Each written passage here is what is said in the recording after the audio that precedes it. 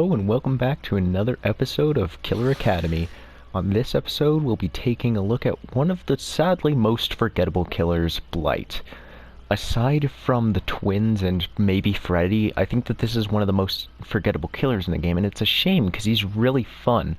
And I definitely want to preface that I don't think he's bad, but I do think that he's confusing in mechanics and can be hard at times. So, let's take a look at it. His power is to rush, so when he injects himself with his syringe, he gets an added boost of speed, plus the more times that he hits obstacles, the faster he gets. And after the first hit, he has the ability to use Lethal Rush, which is hitting while inside of one of the rush, which is really helpful, but sadly, it doesn't work if you don't already hit something. So, with that out of the way, let's look at his perks. First, he has Hex Undying. It's really simple. You can see the auras, you can see the auras of survivors within a radius around a dual totem, and when a Hex totem breaks, it transfers over to the, to this totem, which is pretty nice. And then Dragon's Grip. A lot of people say that this is bad, but I actually kind of like it.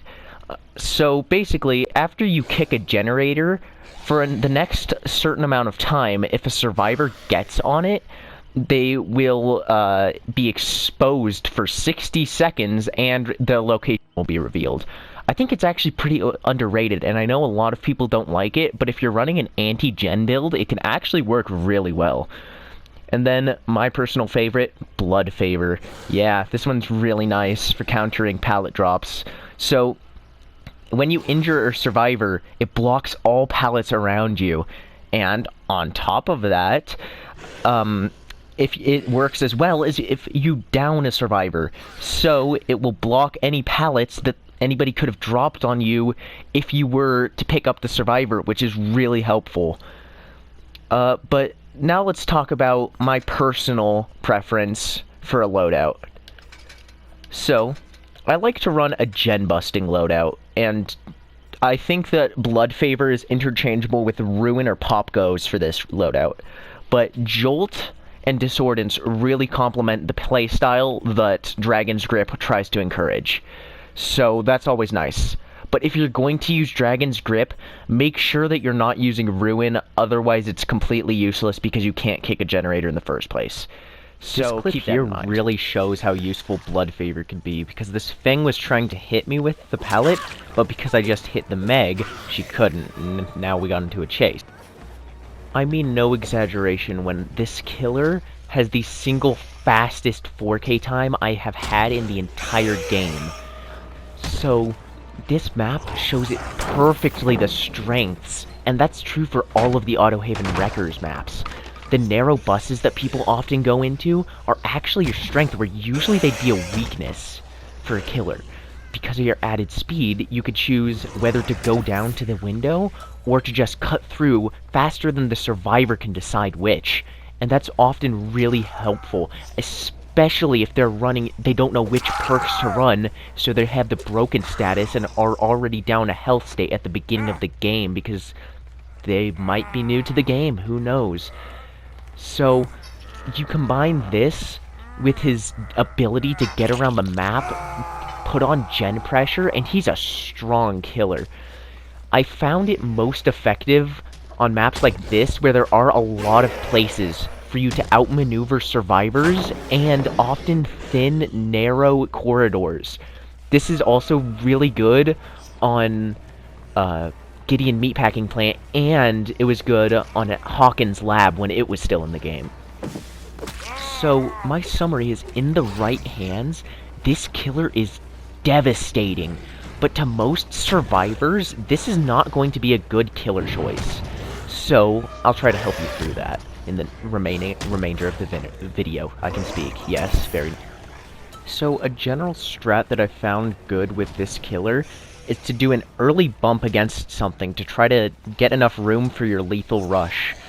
And another good strat is if somebody drops a pallet, do the lethal rush into it, because it will actually break the pallet. I mean, I don't know when the last time I got a 4K in under 3 minutes was, but I did it with this killer in this clip, and I really think it shows how fearsome you can be if you play with your cards right, and if the enemies don't know what a good perk is and start in with the broken status and unable to heal from the damage they already took. So I really think I should emphasize again, he is not a bad killer, but he is very, very much a not friendly killer to people who are new to the game and inexperienced with its mechanics in even the smallest amount. I mean, I've been playing this game for 3 years now, and I still was having trouble playing this killer. And I thought I got its mechanics down pretty dang well. So that makes me wonder, what would new players be like if they were trying to play this killer? So I'll try to help you with that. Some general strats for the killer is to utilize your lethal rush as much as possible.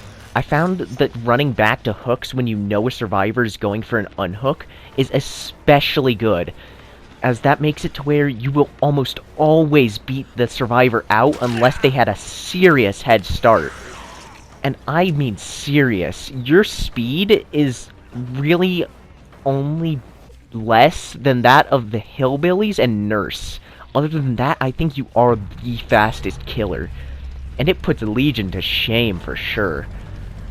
So I definitely feel like it's worth getting used to the hard mechanics of this killer, because unlike another killer that has increased movement speed, Billy, this killer is a lot easier to play. And I found myself actually having a lot of fun with him.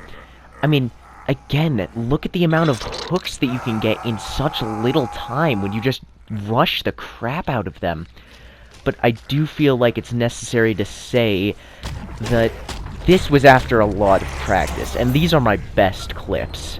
So imagine how bad the bad ones are. Yeah. In general, though, I think that he's a solid killer, but he definitely is a lot harder for noobs than most other killers are. Which is unfortunate, but it makes sense. This killer has one of the highest skill ceilings and skill floors. It takes a lot of skill to both use and improve on him, which makes him a very dynamic and complex killer, which, unlike with Trapper, is a very good thing, because Trapper is so basic there's not much room for improvement on him. Now, I am going to say I do think one little thing could be improved. I think that you should be able to cancel out the rush by re-hitting or maybe meleeing or something. I'm not quite sure, but this would give it a lot more utility in getting around the map or even getting in front of survivors. And also, I've noticed it's extremely inconvenient to play if your controller dies while you're attempting to get somebody to a hook, making you force switch to other controllers, and then they get off your shoulder because of that. But that's only if you're like me and don't know how to charge your controller. I also think it's worth mentioning that survivors will know if they're up against a proper match right off the bat playing against a Blight. You can tell if the Blight has experience or not just by the way he moves. And it's honestly pretty helpful for the survivor, because if the Blight isn't doing lethal rushes or just bouncing off of walls when he's trying to do a lethal rush, you can tell that he's not as experienced as somebody that is correctly performing lethal rushes, as well as applying proper gen pressure and killing survivors. I do think that this killer probably has the most potential for making people DC, as you'll see in these coming clips, as people just don't tend to like killers that can bum rush them from across the map. I find it especially useful for if you're playing against survivors who seem to know what they're doing, so that you can just force them to disconnect immediately by playing against you, and it's actually pretty funny. But this doesn't come in help all too often, saying that most players that are honorable won't disconnect because it's kind of just a butt move. But it's something to mention. As for how to use the killer, try to keep your rushes in good supply so that when it comes to a time that you have a narrow hallway that you can get them down, you'll be able to do that instead of wasting your time walking normally. That's one of the biggest strengths of this, similar to how it was with Legion, is that people seem to not really know, I guess, how to prevent the speed bonus given by the killer. And you can use this to your advantage by keeping in long, narrow corridors so it's harder for you to get hit by anything that might be sticking out of a wall. I always find this especially helpful on maps such as Gideon Meatpacking Plant, for example, where there are pretty long stretches of just hallway, and that's why the beginning clip had so many of them, because it's the easiest map to pull off lethal rushes when it's usually a pretty hard mechanic to do. So try to stick to these situations that give you a lot of room to get away with. So, I've also noticed that you do often end up just kind of walking into walls quite a bit, which is not very handy. But when you improve with your lethal rush, that won't be as big of a deal, trust me. So now is the segment of the video where we suggest a few changes. I already suggest one, and that's the only one that I think actually could be implemented. Because as it stands, he's a powerful killer in the right hands. But he's also incredibly hard to play. And so that can be a disadvantage to you. But I can't understate the fact of that it can be extremely annoying when you're just drifting because you can't stop your killer's momentum. And there's also something that I've noticed. On maps that have things like hills or any elevated things that go up at an angle, you can go flying off of those if you get a lethal rush, especially the max speed. I'm not kidding when I say that is the fastest you can get with this killer and achieve the most height outside of walking off of a second story. It makes this killer really fun to play, to do dive bombs as, from across the map when the killer survivors don't even know where you are. And it makes it extremely satisfying as well when you're able to just do this and get to a situation where you know survivors are from across the map.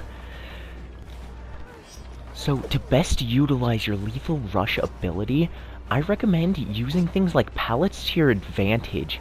This is because not only are pallets often found in narrow spaces where it's easiest to hit survivors, but also because you can bait a survivor into putting a pallet down early, and you break it faster when doing a lethal rush. This is especially helpful against people that use flashlights in order to blind killers that are breaking pallets. So if you combine this with a lethal rush, then follow up with another hit on a survivor, you can do quite a bit of damage. It would just be better if you could cancel it out early. Until then, bump some people and tell them I sent you.